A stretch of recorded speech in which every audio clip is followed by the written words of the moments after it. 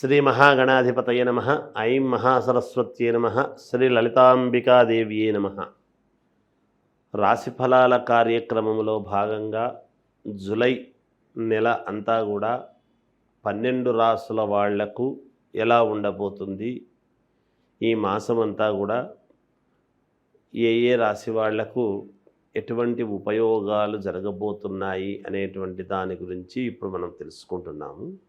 అయితే శుక్రుడు స్వక్షేత్రగతుడై ఈ జూలై 2వ తారీఖు నుండి శుక్రుడు ఎప్పుడైతే వృషభములో ఉండబోతూ ఉన్నాడో, తర్వాత కుజకేతువులు ఇద్దరూ కూడా సింహములో ఉండేటువంటి దాని వలనను, అలాగే రాహు కుంభములో ఉండేటువంటి దాని వలనను ఎవరెవరికి ఎటువంటి యోగాలు జరగబోతాయి అనేటువంటిది ఇక్కడ అర్థమవుతున్నది. ఈ గ్రహాల యొక్క మార్పు సందర్భాన్ని బట్టి జరిగినప్పుడల్లా మన జీవితంలో కూడా వాళ్ళ పర్సనల్ జాతకాల్లో కూడా మార్పులు జరుగుతాయి, గోచార ఫలితాల యొక్క రీత్యా. అయితే ఎవరైనా సరే ప్రతి మాసము కూడా, అంటే ప్రతిరోజు మనకు ఏం జరగాలనో ఎగ్జైట్మెంట్ అనేది ఉంటుంది కాబట్టి వాళ్ళ వ్యక్తిగతమైనటువంటి జాతకాలను పరిశీలన చేసుకోవాల్సినటువంటి అవసరము, ఆవశ్యకత ఉంటుంది. మీకు నచ్చిన గురువుల దగ్గరికి రెగ్యులర్గా కాంటాక్ట్ అయ్యేటువంటి వాళ్ళ దగ్గర కానీ మీ సౌకర్యాన్ని బట్టి మీరు సంప్రదించవచ్చును.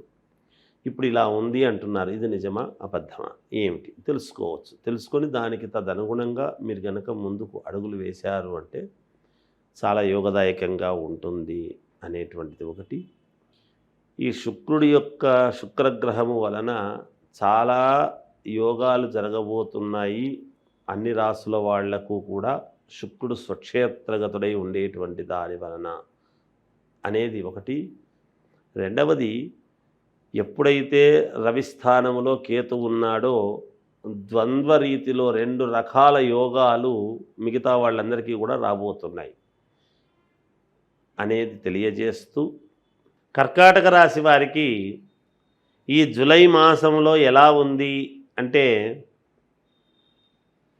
చాలా బాగుంది, యోగవంతముగా ఉన్నది, గ్రహస్థితులు చాలా అనుకూలముగా ఉన్నాయి అనేటువంటిది తెలియజేస్తున్నాను. కర్కాటక రాశి వారికి కొంతమంది సలహాలు తీసుకొని వాళ్ళు వీళ్ళు చెబితే పాటించాలి అనేటువంటిది కావాలని ఎవరూ తీసుకోరు, కానీ వాళ్ళు చెప్పినప్పుడు విందాము అనేటువంటి ఆలోచనలతో వింటారు. అలా కాకుండా ఆత్మబుద్ధి సుఖం చేయవా అన్నట్టుగా ఈ మాసములో కొంచెము మీరు మీ సొంత నిర్ణయాలు తీసుకుంటే మీకు బాగా మేలు జరుగుతుంది అనేటువంటిది మొదటగా నేను చెప్పేటువంటి మాట.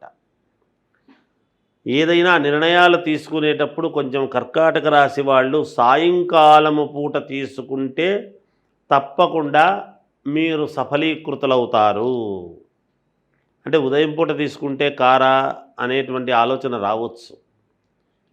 ఎందుకంటే ఇక్కడ మనం ఏ మాసంలో ఏం చేస్తే మేలు అనేటువంటి దానికి వచ్చినప్పుడు మీరు సాయంకాల పూట నిర్ణయం తీసుకుంటే మేలు ఉంటుంది. ఆదాయానికి ఎటువంటి లోటు ఉండదు, యథావిధిగా ఆదాయం రావడం అనేది జరుగుతుంది. ప్రతి పనిలోనూ చేపట్టినటువంటి ప్రతి పనిలోనూ ధైర్యముగా ముందుకు సాగేటువంటి తత్వం ఉంటుంది, మీకు మొండితనం అనేది ఉంటుంది. ఏదైతే అది కానీ చేద్దాం అనేటువంటిది ధైర్యంగా ముందుకు వెళతారు. నూతన వాహనము కొనుగోలు చేసుకోవటానికి కావాల్సినటువంటి ప్రయత్నాలు ముమ్మరముగా చేస్తారుగాక సఫలీకృతులు అవుతారు కూడాను. నూతన గృహ నిర్మాణ ప్రయత్నాలు కూడా చాలా వరకు ఫలిస్తాయి.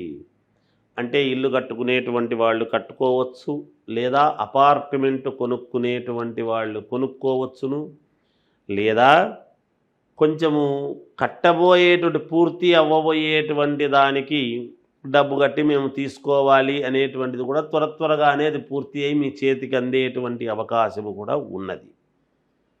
గృహమున శుభకార్య విషయములో ఒక ఆలోచనలు చేసి ఇంట్లో అందరూ కూడా ఒక నిర్ణయానికి వచ్చి శుభకార్యాచరణ అనేటువంటిది తలపెట్టడం జరుగుతుంది ఈ మాసంలో. దానికి సంబంధించినటువంటి ధన వ్యయం కూడా చేస్తారు కూడా. ఎలాగైనా వివాహం చేసినప్పుడు ధనం ఖర్చు కాకుండా ఉండదు కదా, అవుతుంది. కానీ దీనికి ఇంత పెట్టాల్సి వస్తుంది, ఇది ఎలాగైనా సమన్వయం చేసుకొని చెయ్యాలి అని ఒక ఆలోచనతో ముందుకు వెళతారు. అంతేకాకుండా నూతన వ్యాపారాలకు సంబంధించినటువంటి వాటికి పెట్టుబడులు అనేటువంటివి త్వరితగతిన అందరితోనూ ఆలోచనలు చేసి ఆ పెట్టుబడులకు సంబంధించినటువంటి అమౌంట్ అంతా కూడా సర్చేసుకోవడం కూడా జరుగుతుంది ఈ మాసములో. సంతానము విద్యా విషయాలలో ఆశించినటువంటి పురోగతి అనేది మీరు చూస్తారు తప్పకుండా.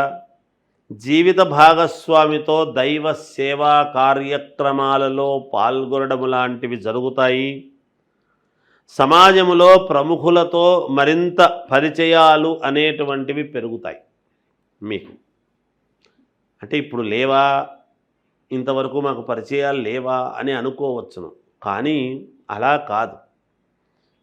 మనములను కొంతమందితో ఇంకా ముఖ్యమైనటువంటి వ్యక్తులతో మీరు కలవటం చేయటం కానీ, మిమ్మల్ని గుర్తించి వాళ్ళు రమ్మనటము కానీ, లేదా మీ అవసరము వాళ్లకు పడటము కానీ, లేదా వాళ్లతో మీకు అవసరం పడిపోయి మాట్లాడినప్పుడు మీ యొక్క మాటలు నచ్చి వాళ్ళు దగ్గర కావటము కానీ, ఇలాంటివి ఏదైనా కావచ్చుగాక.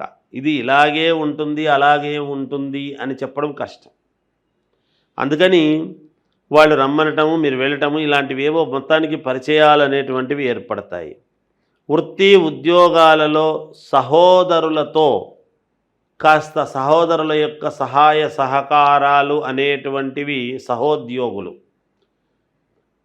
వాళ్ళతో మీకు కొన్ని సత్సంబంధాలు ఏర్పడి కాస్త ఇచ్చిపుచ్చుకోవడాలు అనేటువంటివి పెరుగుతాయి కూడా. ఒక చోట పని చేస్తూ ఉన్నప్పుడు వాళ్ళ యొక్క కార్యక్రమాలకు, శుభకార్యాలకు మనం వెళ్ళటము, మన దానికి వాళ్ళు రావటము, ఇలా ఎలాగైతే ఉంటుందో కొంతమంది కొలీగ్స్ చాలా దగ్గర అవుతారు. అలా దగ్గర అయినప్పుడు వాళ్ళ దాంట్లో కొంచెం లోపల పర్సనల్వి కూడా కొంత మనకు సంబంధించిన వాళ్ళకు సంబంధించిన మనవి చెప్పుకొని ఉపయోగపడేటువంటి విధానముగా ఉండబోతూ ఉన్నది అనేటువంటిది ఒకటి. అంతేకాకుండా అనూహ్యముగా ఈ మాసములో ఒక మార్పు అనేటువంటిది జరగబోతూ ఉంది. పౌర్ణమి నాడు కానీ పౌర్ణమి తర్వాత కానీ ఒక యోగం అనేదైతే మీకు జరుగుతుంది అనేది గ్రహాలు చెబుతూ ఉన్నాయి.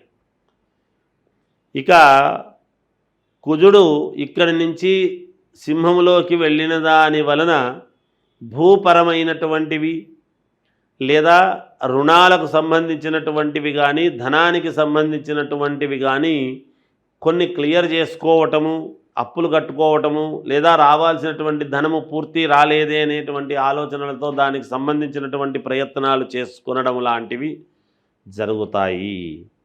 ఏది ఏమైనా ఈ కర్కాటక రాశి వారికి చాలా అనుకూలవంతమైనటువంటి ఫలితాలు ఉన్నాయి ఈ మాసమంతా.